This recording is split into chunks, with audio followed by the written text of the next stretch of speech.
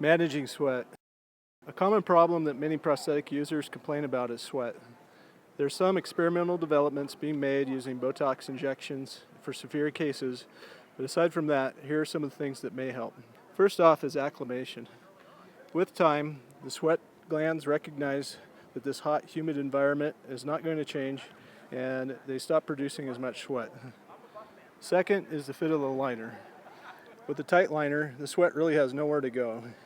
A liner that's worn out or too loose can create a problem with the sweat pooling and the liner slipping. Even with a good fitting liner and an acclimated residual limb, sweat can still be bothersome and can be prevented somewhat by antiperspirant.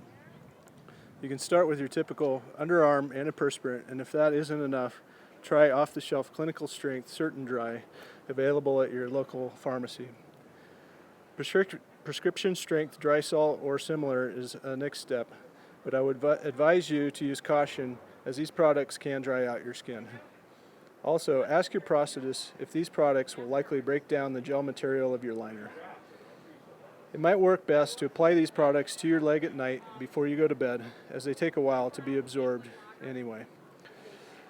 There are some wicking socks, such as the Liner Liner by KnitRight or the Swift Wick sock designed to be worn under the liner. These work to a certain extent, but can get uncomfortable when they are saturated with sweat.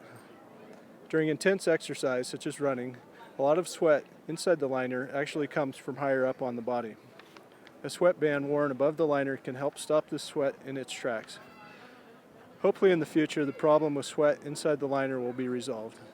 Until then, I hope these tips will help keep your socket environment slightly more comfortable.